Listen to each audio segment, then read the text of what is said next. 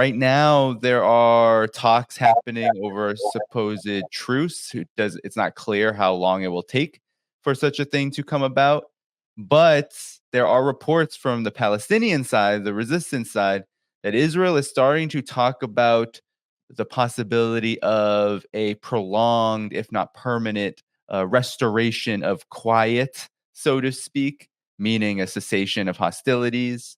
There are talks from the Palestinian resistance side of Israel withdrawing from certain points, even though the brutality is still occurring. And I don't want to minimize the fact that Israel is still conducting massive war crimes in this genocide.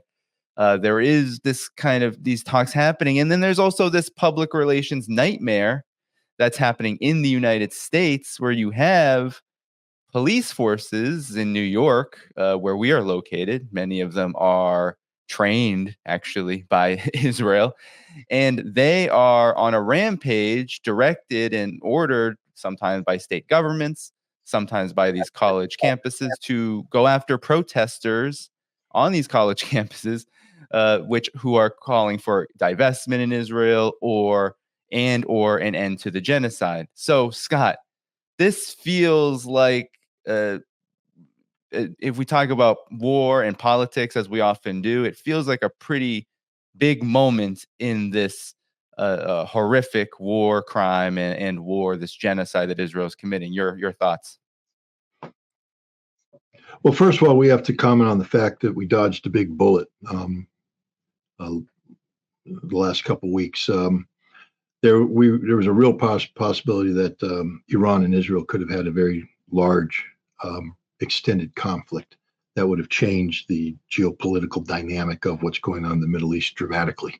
We wouldn't be talking about Palestine anymore. We'd be talking about something much different, like global economic catastrophe based upon, the closure of the Strait of Hormuz, simultaneous with the closure of the Bab el-Mandeb Strait, energy supplies collapsing, potential permanent damage to energy producing infrastructure in the region. But we're not talking about that because we dodged a bullet. Iran issued a counterattack to the Israeli attack on the Iranian consulate on April 1st. On April 14th, Iran counterattacked, and Israel responded with, a very face-saving superficiality. And then both sides said, that's enough. But it's not just that their, deterrence factor had been, redefined. So now Iran had sort of deterrent supremacy over Israel, saying that you can no longer get away with the attacks that you've done in the past. What it did is it set in stone the limits of this conflict. Because now, in the past, prior to that, everybody was worried about, well, what if this happened, then it could spin out of control and have this broader conflict. Well, what happened here is that we solved this equation by saying there will not be a broader conflict. Nobody will tolerate a broader conflict. The United States made it clear to Israel that we will not stand with you if you attack Iran, and Israel knows that they can't attack Iran unless the United States stands with them.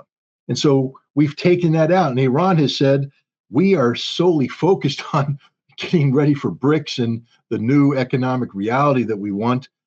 We don't want a broader war that destroys the economy. So all the major parties have said, we're not doing that.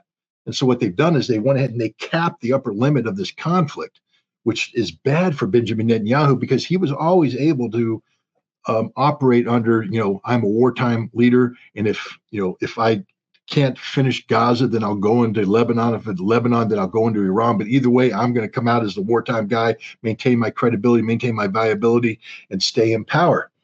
Now you've capped it, which means, frankly speaking, that there isn't going to be a big war with Hezbollah because that's always been linked to the other big war. So now Hezbollah is just going to be a giant, escalation management scenario where both sides bomb each other more, but it's never going to be allowed to erupt into the big conflict, which means we're back to Gaza. It's all about Gaza. And that forces Netanyahu to look at Gaza. What is he going to do? How does he use Gaza as a mechanism to remain relevant? Because Gaza is, sort of the dual epitomes of his defeat. Gaza emerged out of the October 7th failure, and Gaza is in itself a failure of the Israelis because they said they wanted to militarily destroy Hamas, politically destroy Hamas, and they haven't achieved either of those objectives.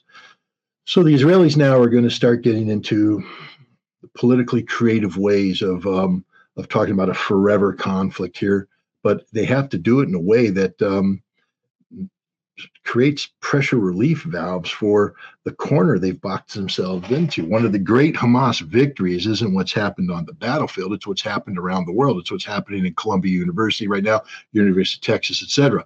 That Israel has lost global public support. Global public sentiment has been turned decisively against Israel. And this is a very bad thing for Israel. As we speak, the International Criminal Court is on the cusp of issuing arrest warrants for Benjamin Netanyahu and Gantz and Gallant, the Minister of Defense and the Chief of Staff. Unprecedented. The International Court of Justice has been condemning Israel for genocidal policies.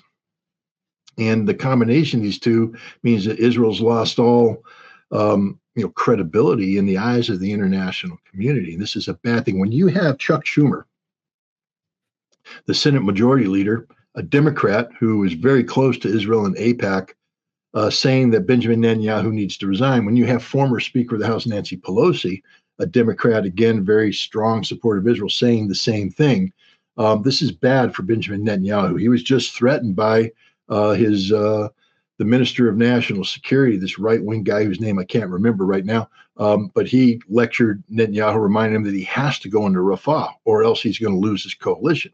So Netanyahu is in a very, very difficult situation right now, and how is he going to navigate out of this? This is the big question. The United States has put him on notice that should he go into Rafah in a big way, that we will start cutting military aid, and that is the death knell of any prime minister of Israel. If you've screwed up so badly that the United States is cutting military aid, which no American president's been willing to do for a long, long time, then you probably don't deserve to be prime minister anymore, and that's what he's worried about. So the Israelis are going to start coming up with innovative ways to describe the future of the conflict in Gaza. Their end goal is to keep Hamas from resuming its role as political head. They're hoping that they can basically wear the world down and get the world willing to accept a negotiated solution that neuters Hamas as a political entity and then demilitarizes Hamas. Right now, Hamas doesn't seem to be in a position where they're willing to accept either one of those outcomes. And that creates political problems for Netanyahu. Hamas is holding on to more than 130, I guess, hostages, prisoners. And, every day this creates more and more political nightmare for Netanyahu. So it's the Houthi, the Ansarallah movement continues to fire, weapons at shipping, shutting down the port of Elayat. That's costing Israel billions of dollars. Their economy is collapsing. They're politically isolated, et cetera. So what's happening right now is you're seeing Israel, Benjamin Netanyahu, a very desperate man right now, trying to, he's got, every day it seems like people are throwing more. He's trying to juggle all these apples, and people just keep throwing apples at him, and he's got to keep them all in the air. And eventually it's all going to come down, and that'll be the end of Benjamin Netanyahu as the prime minister of Israel. Yeah. And what's interesting about this moment too is how it has opened up just many avenues for, as you said, a return to focusing on Gaza. You mentioned Iran, which I thought was a very successful retaliation and response to Israel's war crime on its embassy in Syria. Now, last month, and we've spoken about this in the past, Russia met with the Palestinian forces, the various resistance groups that could potentially form some kind of Palestinian national government. And now China, actually, I believe, just over the past day or so, has also been meeting with Hamas, and I believe it was Fatah, holding reconciliation talks. Could you talk about this dynamic here, especially around diplomacy when it comes to Russia's entrance into and China's entrance into this conflict? Because it feels like on this end too, there is interesting developments that speak to Israel's declining status and position in the world vis-a-vis also the United States' declining position and status in the world. Well, I mean, Israel used to be able to call the shots. Israel, before the Iranians retaliated, had what was known as deterrence supremacy, meaning that they could pretty much do anything they wanted in the region, and nobody had the courage to strike them back directly.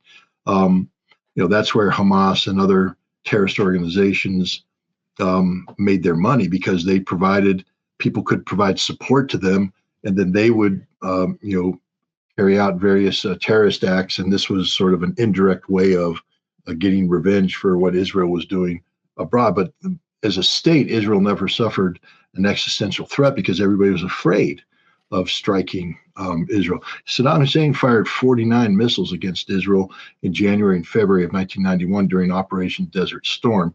A lot of people don't know this, but when the war ended, the Israelis made their top priority the killing of Saddam Hussein. And they actually created plans to accomplish that. And they were prepared to execute those plans in the fall of 1993, when they held a major exercise, a rehearsal for this. I guess Saddam's uncle, Karilla, had died and was going to be buried, and Saddam was going to go up to Tikrit for the funeral outside of the village of Auja. And there was a funeral procession that the Israelis knew about. And so they had already sent in their Sayat Matkal guys. They had reconnoitered the area. They had their ambush site picked. And so they were doing one last rehearsal of the convoy, of the firing sequence, who was going to take out the lead trucks, who was going to kill Saddam, how they were going to disengage, and everything. It was supposed to be a rehearsal without live ammunition, but even the best commandos in the world make mistakes. And Sayat Matkal, instead of having a dummy launcher, had the real launcher, and they fired the missile, and the missile went in and they hit the car carrying the soldier playing Saddam, killed him, killed a bunch of other Matkal guys, and the extra guys got shut down. And then generals who were in disagreement with this plan leaked it to the press, and that was the end of that. But Israel never forgave Iraq for this. It's one of the reasons why the Israelis changed their assessment in 1999, 2000, about Iraqi weapons of mass destruction. I worked with the Israelis for 4 years and got them to admit that Saddam was a rational actor and that Iraq had been fundamentally disarmed. And Iraq fell from the number 1 threat to about the number 6 or number 8 threat. But Israel couldn't forgive Saddam Hussein for the sin of attacking it. So it reversed it, got the United States to go in, bring Saddam down, and get Saddam executed. And the Israelis were very much a part of that execution decision. Why do I mention this? Because if you attack Israel, Israel's policy is you're going to pay an overwhelming price. And everybody knew that Israel was behind this, that this was part of the Israeli policy. And so, if you're Bashar al-Assad and you have missiles and Israel's bombing you, do you send your missiles up against Israel, knowing that Israel now will not rest until you're dead, until your family's dead? No, that's deterrence value. The same thing with the Iranians. Israel assassinates Iranian scientists in Tehran. Israel puts viruses in centrifuges. Israel blows up centrifuge production. Israel attacks Iranian personnel and facilities in Lebanon and Syria and Iraq and Yemen. But Iran does nothing because Iran is operating under the assumption that if we attack Israel, Israel will come in 10 times as hard. But the Iranians built up a capability, and they changed that deterrence analysis. And so, today, Israel is a nation that no longer has that deterrence supremacy. So now, how do they operate? Where do they go from here? And the answer is that they're going to be looking for a compromise solution in Gaza. What do you need to have a compromise solution? You need to resolve the quandary Israel has created for itself about Hamas is a military organization. Hamas is a political entity. Hamas is winning right now. That's the thing. And if you're winning, you don't give up your strong hands. Hamas isn't going to voluntarily demilitarize. Hamas isn't going to give up politically. And so now, if let's say you're Russia and China, and you just invited Iran and Saudi Arabia to come play ball with you at BRICS, Iran's a member of the Shanghai Cooperation Organization. You have grand plans of regional, economic unions, et cetera, that need, viable economies and things moving in. The last thing you need is this war dragging on forever that has the potential of disrupting everything that you're working to do. So you have to come up with a diplomatic solution. And it appears that Russia, based upon their earlier conversations, and China, based upon what's happening now, are trying to bring Hamas and Fatah together. And anybody who knows the history of the Palestinians know that Hamas and Fatah are like oil and water, baby. They just don't mix. They don't like each other. It's not going to happen. But the Israelis have a history of working with Fatah, of working with the Palestinian Liberation Organization, the Palestinian Authority. Now, they've corrupted it thoroughly. One of the benefits of Hamas winning the way they have is that Hamas has a lot of political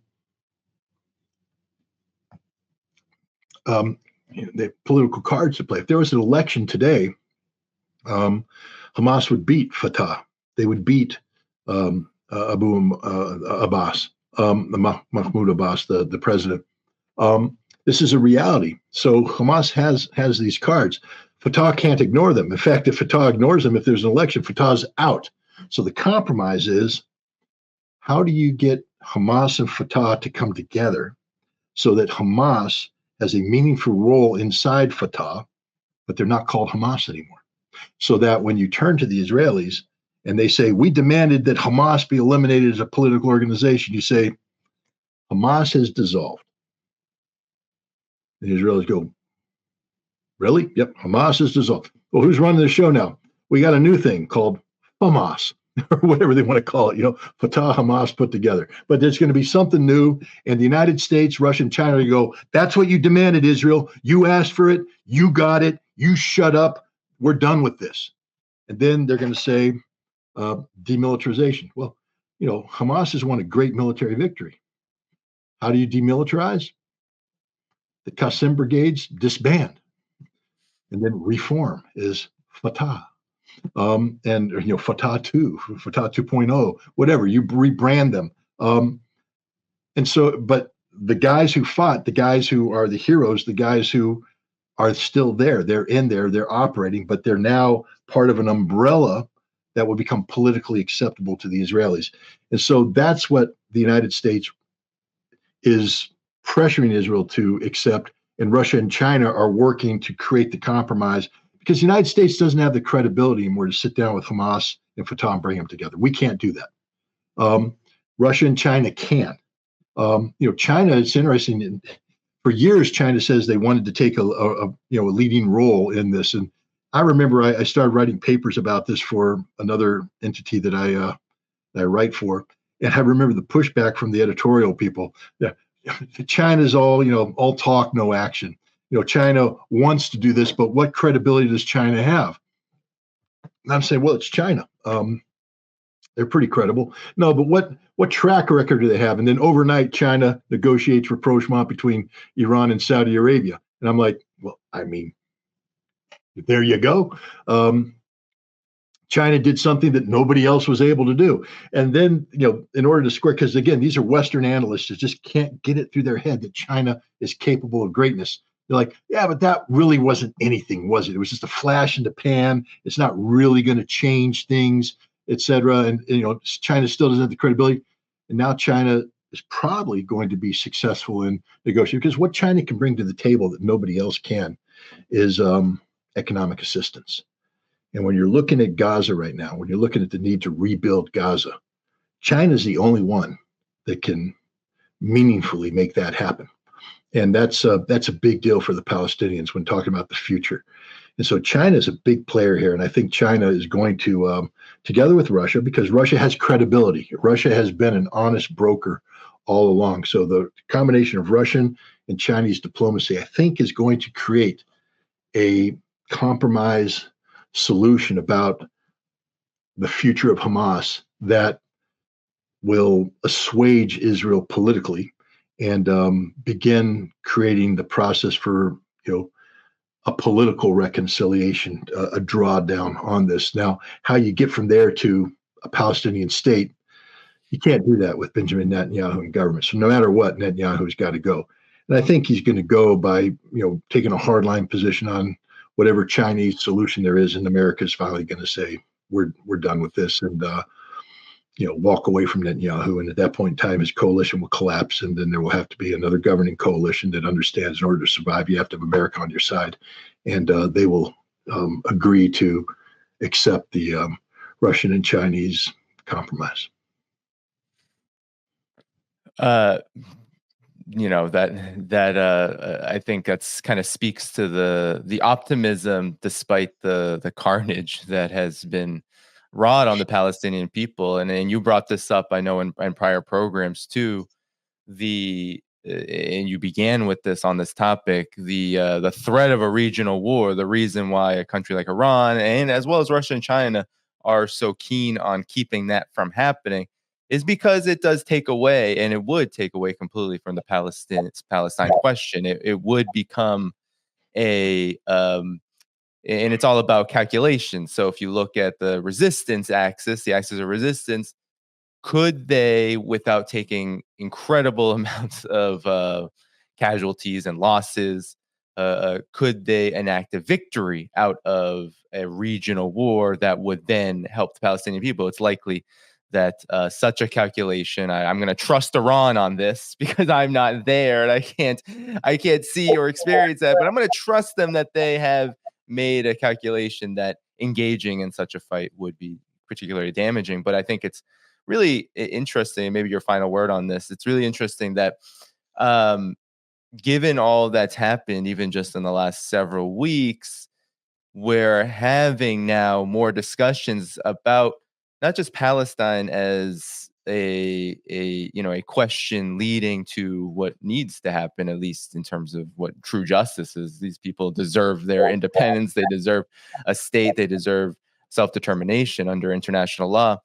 But we're also now in this period of just Israel. They've seemingly been just held up militarily. You mentioned it. Hamas has achieved, and the Palestinian resistance forces have achieved this victory militarily by surviving and in many ways keeping Israel at bay. And then you have the fact that the United States, for all of it, we've seen failure after failure after failure to assert any kind of leadership over Israel, over the situation. Now you have Russia and China doing it. And that's really interesting. And Hamas said during these reconciliation talks that they are very pleased with what China is proposing, which is, I think, also a huge deal. So final thoughts on this, Scott?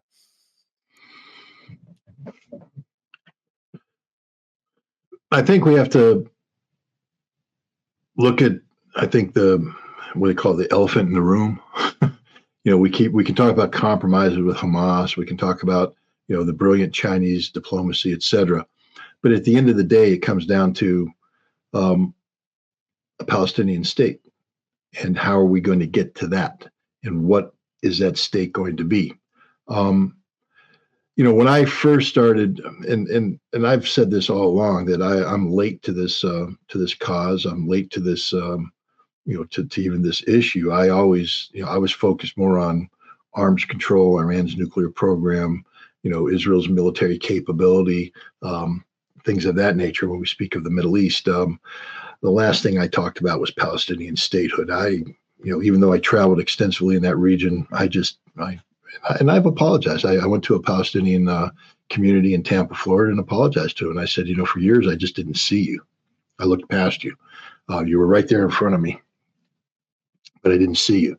Well, I see them now, and the whole world sees them now. And now that we see them, we can't ignore them. And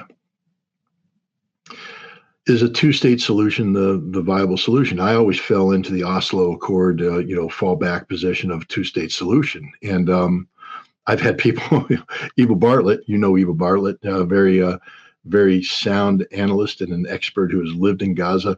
She has put me in my place more than once, saying that there is no such thing as a two-state solution. It's a one-state solution. It's Palestine, not Israel. And people have said, well, that's impossible because of Israel's dominant position. Israel doesn't have dominant position anymore. I don't think people understand the severity of the wound that Israel has suffered. there's a lot of perceptions that are built into the structure that keeps Israel viable. And one of them is a perception of legitimacy that's born of course, the Holocaust. And, that's one vector of legitimacy. The other one is, biblical legitimacy, the God's chosen people, et cetera. And then, the perception of Israeli invincibility, that no matter what you thought of Israel, they were here, they're going to be here forever, they can't go away. I don't think Israel has any of those pillars to stand on anymore. The genocide that Israel has been committing against the Gaza people has forever stained the reputation of Israel. Israel needs the support of the world to thrive economically, and part of the land of milk and honey approach that Israel has for Aliyah, the return, is that Israel is a wealthy state, that Israel is a thriving state, that when you come to Israel, you will prosper. And I think the future of Israel going forward is not going to be an Israel of prosperity. I think it's be an Israel of a very struggling economy, a shrinking economy. And what you're going to find is that's going to result in a shrinking population, as European Jews who went to Israel on the premise that it was going to be the land of milk and honey and perpetual prosperity, now looking at it being anything but, and they're going to start heading home. And if you don't resolve the conflict aspect of this, and you have the potential of renewed conflict with Hamas, Hezbollah, Iran hanging over Israel like a sword of Damocles, people are going to say, we don't want that either, and they're going to flee, and you're going to see the great shrinking population.